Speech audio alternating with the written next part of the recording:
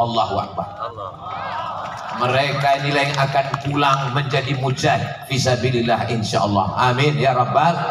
Alumninya sampai ke Mesir, alumninya sampai ke Maroko habis sudah negeri Islam.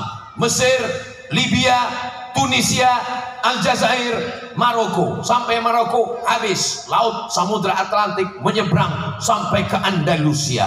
Kalau saya sebut Andalusia banyak orang tidak tahu. Di mana Andalusia Pak Ustaz? Real Madrid, Barcelona. Oh tahu.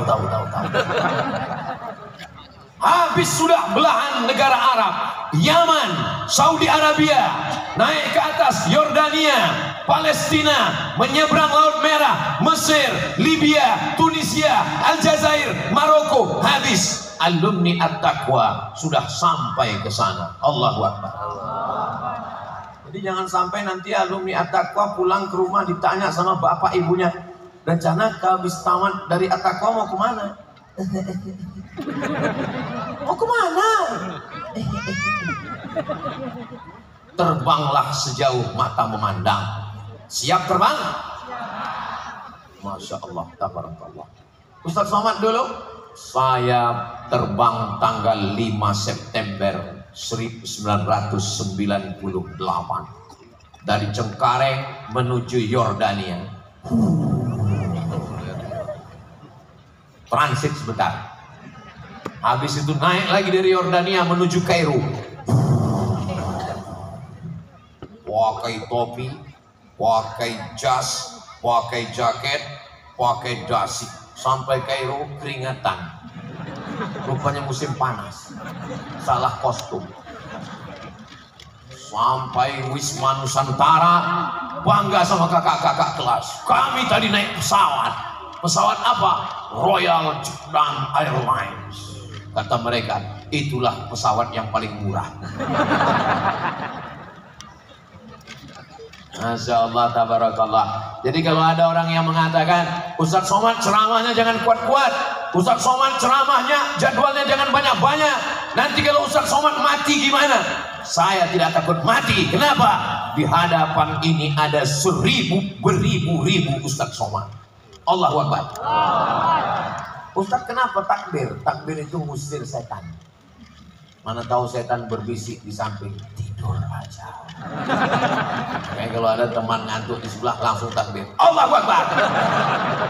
Ngantuk sebelah lagi, Allahu Akbar. Tapi hati-hati juga, kadang setannya mau balik sini. Mudah-mudahan kita semua diselamatkan dari godaan setan karena pertolongan Allah Subhanahu wa taala. Pelajaran pertama yang kita ambil dari Al-Maghfurlah, Al-Mujahid Fisabilillah, yang gambarnya ada di kepala saya. Dia terbang sejauh mata memandang. Belum ada pesawat, belum ada alat teknologi, belum bisa video call, belum ada telepon. Dia sudah terbang meninggalkan orang tuanya. Bapak ibu juga mesti siap melepas anak. Siap melepas anaknya terbang ke Timur Tengah. Ini ibunya nanti waktu dibilang, saya lulus berangkat dari At-Taqwa Bekasi menuju ke Maroko. Bapaknya langsung ngasih tahu, Ustaz Somad ceramah, lepaskan anakmu terbang sejauh mata memandang, biarkan dia jadi mujahid fisabilillah. Ibunya ngamuk lebih kuat lagi. Aku yang mengandungnya 9 bulan 10 hari, aku yang menyusukannya 2 tahun. Kamu cuma datang sekali-sekali. Jadi antara ibu dengan bapak mesti ada kerjasama yang baik sehingga anak kita belajar. Sekarang datang seorang anak santri, Ustaz Somad, saya mau berangkat ke Mesir, tolong nasihati anak saya ini. Kata bapaknya, saya nasihati anaknya, kamu nanti ke Mesir jangan pulang-pulang sampai S2, sampai S3, sampai selesai baca kitab, liburan tetap di sana, talaki dengan para masyayikh. Siap Ustaz. 6 bulan pulang. Datang bapaknya lagi, Ustaz tolong nasihati anak saya. Saya bilang nggak mau, nasihat yang lama aja nggak diamalkannya, ngapain saya tambah lagi? La tu'alliq al-jawahir fi a'naqil khanazir. Jangan gantungkan permata di leher babi. Kira-kira omongan saya keras apa keras?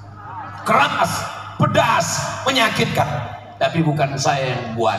Ini adalah perkataan para alim dalam kata-kata hikmah. La tu'alliqil jawahir. Jangan gantungkan permata di leher. Enggak ada saya bilang babi. Fi a'naqil khanazir. Khanazir jamak dari khinzir, di leher. Ya khinzir lah. Menyebutnya pun kita tidak mau. Maka insya Allah sekarang sudah ada video call, sekarang sudah ada telepon, sekarang sudah ada handphone, sekarang sudah bisa chatting, browsing, launching. Kenapa tidak dikirim anak jauh? Masya Allah tabarakallah, yang dilakukan oleh Al-Maghfurlah Al-Mujahid Fisabilillah. Tidak hanya beliau yang berangkat, menantu beliau pun juga alumni dari Universitas Kairo.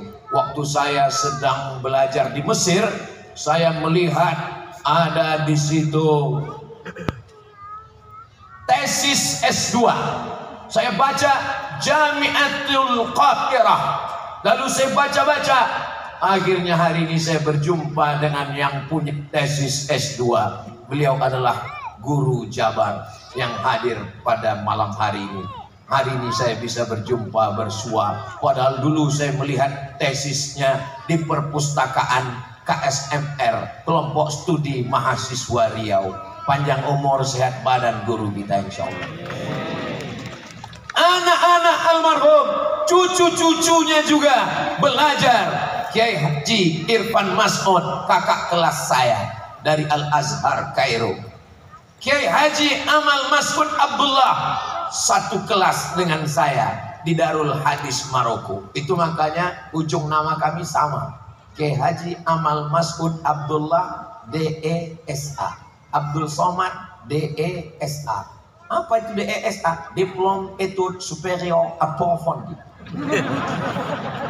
Tapi di kampung saya jadi desa. Masya Allah tabarakallah. Rupanya darah menuntut ilmu itu turun kepada anak menantunya, turun kepada cucu-cucunya. Mudah-mudahan darah itu juga turun kepada santri-santrinya sampai hari kiamat insya Allah.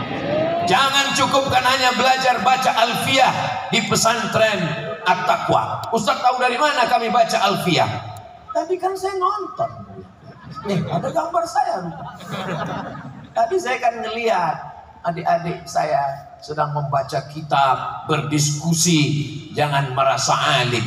Karena kalau kita dalam kata, dalam kodok, dalam tempurung, dia merasa dirinya paling besar, paling hebat.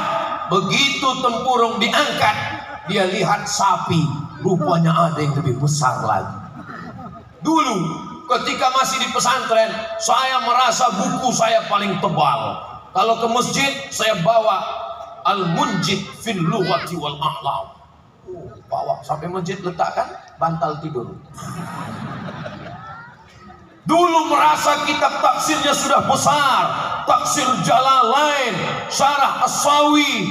Ternyata begitu sampai ke Mesir, tafsir Al-Kabir, Mafatih Al-Ghaib, Imam Fakhruddin Ar-Razi meninggal 606. Tafsir Abu Ja'far Ibnu Jarir At-Tabari 24 jilid, 1 meter panjangnya. Ternganga melihat tafsir. Hampir masuk lalat. Jadi jangan kita ini berpikir kita yang paling hebat, kita yang paling banyak baca kitab. Kita belum ada apa-apanya. Mudah-mudahan adik-adik sekalian mengikut Al-Maghfurlah Al-Mujahid